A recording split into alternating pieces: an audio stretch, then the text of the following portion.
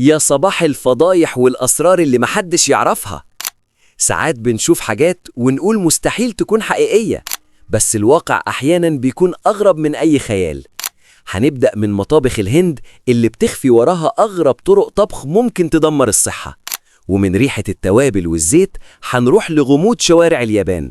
حنطور بشري كأنه طالع من زمن تاني، وبنت بملامح ملاك بس بقوة تكسر الحجر وهي في كامل أناقتها.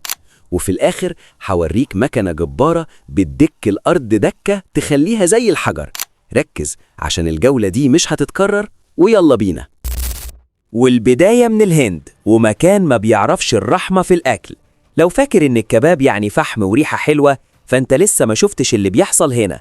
الأكلة دي يا سيدي منتشرة في العالم كله وموجودة عندنا في مصر، لكن في الهند وفي باكستان بيعملوها في الزيت، ومنظر الزيت بصراحة كفيل لوحده يودي أي حد في داهية. والمصيبة الأكبر إن الزيت ده مش بيتغير، ده بيفضل يغلي بالأيام والأسابيع لحد ما لونه يسود ويبقى عبارة عن سموم صافية. يعني انت مش بتاكل كباب، انت بتاكل قنبلة موقوتة بتنفجر في معدتك. ومن نار الزيت لكارثة تانية بطلها المشروبات الغازية. تعال بقى نشوف أغرب الأكلات الهندية، واللي مش هتصدق هم بيعملوها إزاي. دول بيستخدموا البيبسي والمشروبات الغازية بدل الزيت والسمنة.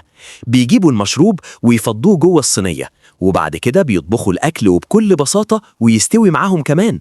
واللي ما يعرفوش أغلب الناس إنهم بيعتمدوا على الصودا عشان تفتت إنسجة البروتين في البيض واللحمة بسرعة خرافية، لكن النتيجة كارثية، لأن السكر لما بيتحرق مع الحرارة بيتحول لطبقة سميكة من الكرمل السام اللي بيلزق في جدار المعدة وما بيتهضمش بسهولة. سيبك من الأكل خالص وغمض عينك وانزل معايا في شوارع اليابان. لو انت بقى سافرت اليابان، يبقى لازم تركب أغرب وسيلة مواصلات ممكن تركبها في حياتك، وده حنطور زي الحنطور اللي عندنا في مصر، بس مختلف شوية. عندنا في البلد بيجر حصان، لكن في اليابان هتلاقي البشر هم اللي بيشدوه.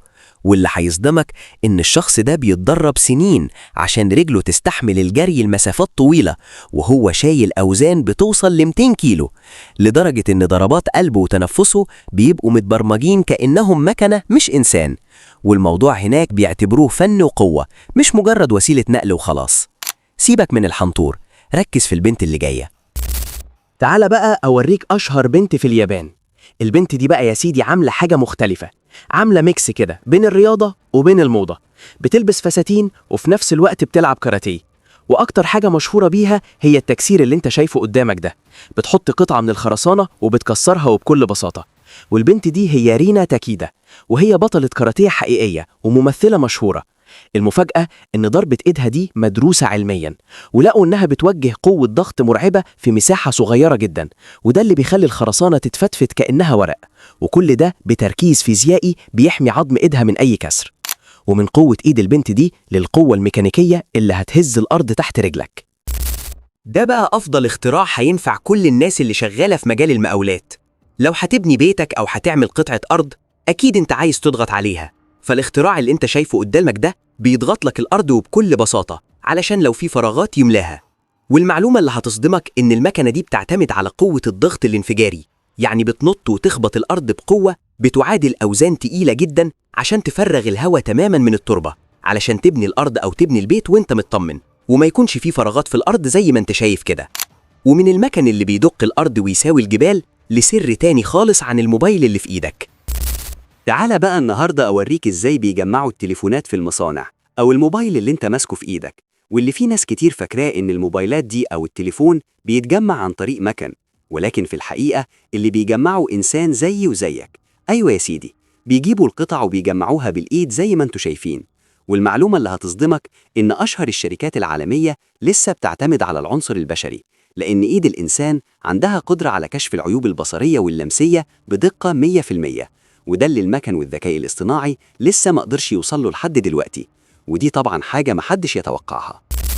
وصلنا لنهاية رحلتنا، بس الحقيقة إن عجايب الدنيا لسه ما خلصتش.